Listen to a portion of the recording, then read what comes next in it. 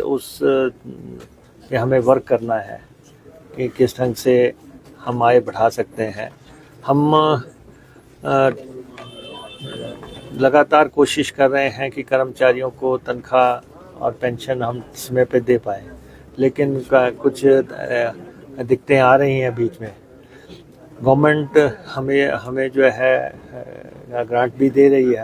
हमने सरकार का भी आभार जताया है कि वो लगातार एचआरटीसी को रन करने में मददगार हो रही है, लेकिन उसके साथ ही हम भी सरकार की जो भी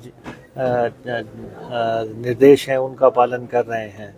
जैसे फ्री कंसेशंस हैं, ये सरकार की कमिटमेंट है, लेकिन हम फॉलो कर रहे हैं उसको।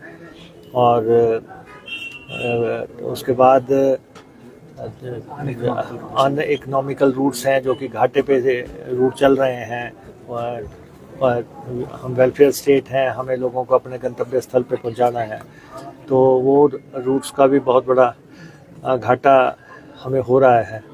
और उसके बाद जो है हमें कर्मचारियों को पे कमीशन भी देना है और ओपीएस भी देनी है। वो सारी चीज़ें उस प्रेजेंटेशन में आई हैं कि किस पे कितना खर्चा हो रहा है, किस पे।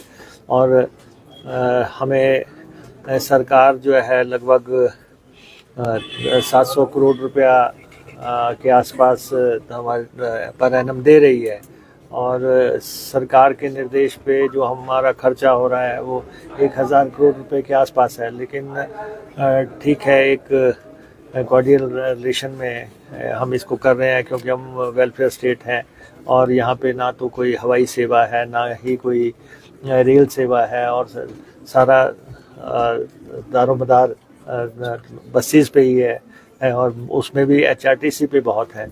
तो एचआरटीसी को आने वाले टाइम में क्या करना चाहिए, तो उसकी दूरगामी कदम क्या उठाए जाएं कि एचआरटीसी एक वाइबल ऑर्गेनाइजेशन बने और आत्मनिर्भर बने, आत्म सक्षम बने, और साथ ही साथ जो है हम अपने कर्मचारियों का वेलफेयर, अपने पेंशनर्स का वेलफेयर, वो हम किस ढंग से कर सकते हैं।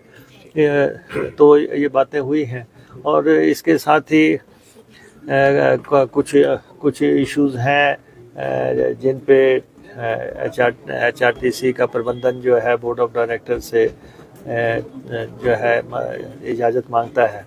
वो सारे इश्यूज डिस्कस हुए हैं, लेकिन डेली वेजेस को हमने 375 रुपये मिलते हैं, 400 देने का फैसला किया है।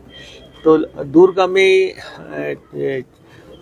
क्या नीति हो सकती है कि हम, क्योंकि अभी आप प्रेस में भी लगातार आप देखते हैं कि लगा दिया जाता है कि जी एचआरटीसी की बस यहाँ खड़ी हो गई, तो हम फ्लीट चेंज करने के प्रयासरत हैं।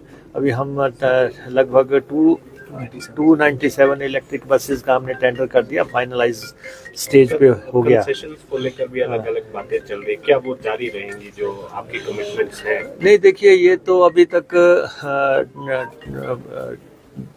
पहले तो मैं बसेस का आपको बता रहा था कि हम 297 जो इलेक्ट्रिक बसेस है उसका टेंडर हमारा फाइनल स्टेज पे है, गवर्नमेंट ने गारंटी उसकी दे दी है।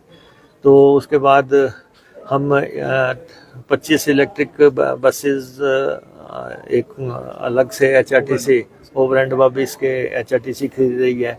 फिर 24-25 वॉल्वोज जो है कि वॉल्वो का फ्लीट हम बदल रहे हैं। हमने पहले भी कहा था कि हम वॉल्वो का फ्लीट बदल रहे हैं, लेकिन इसके बावजूद कुछ लोग अति उत्साह में हमारे खिलाफ खबरें लगा रहे हैं कि वॉल्वो खड़ी हो गई। लेकिन हम जब कह रहे हैं कि हम 24 बसें पहले हमारी चलती हैं, हाँ सर, और और हम पूरा ही फ्लीट बदल रहे हैं, और हमने जब उसका टेंडर करने का फैसला कर दिया और हमने पैसा उसका लिया, उपलब्ध कर दिया, तो थोड़ा सा हम चाहेंगे कि प्रेस वाले भी सही में रखें। 50वां साल एचआरटीसी का चल रहा है, और ये बड़ा गौरवपूर्ण साल है एचआरटीसी के लिए।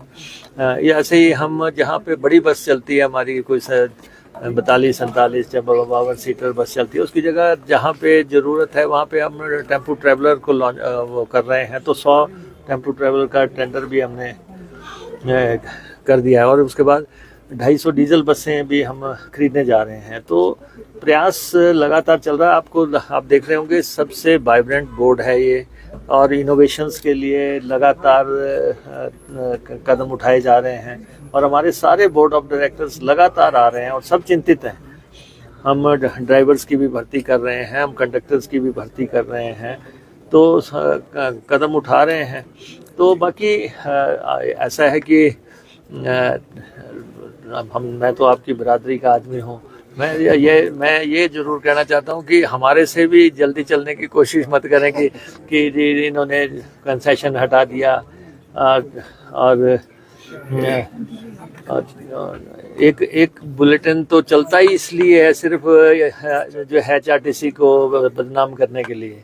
हमारा सबसे आग्रह है, आप सब हिमाचल वासी हैं और स्थल पे ले जाने में मददगार हो रही है, और उसके बारे में थोड़ा सा जो है सॉफ्ट कहीं ना कहीं आपके दिल और दिमाग में होना चाहिए। ये मेरा आग्रह है। बाकी तो क्या महिलाओं के लिए चर्चा हो रही, क्या बढ़ोतरी नहीं, ऐसा है कि ये फैसला तो सरकार का फैसला था, ये बोर्ड का फैसला नहीं था। तो ये इसको बोर्ड में कहीं हमने ना चर्चा हुई है, ना अभी कोई ऐसी बात आई है। अगर होगा कोई बात ऐसी तो ये सरकार लेवल की बात है, ये बोर्ड लेवल की तो बात ही नहीं है। तनख्वाह में जाता है, पेंशन में जाता है और डीजल खरीद में जाता है। ये 3 हमारे मेजर वो हैं। हमारे सिर्फ 231 रूट फायदे में हैं, 231, जो 50 रुपए तक के फायदे की बात मैं आपसे कर रहा हूँ। और उसके बाकी जो है हम लगभग 3200 रूट चलाते हैं।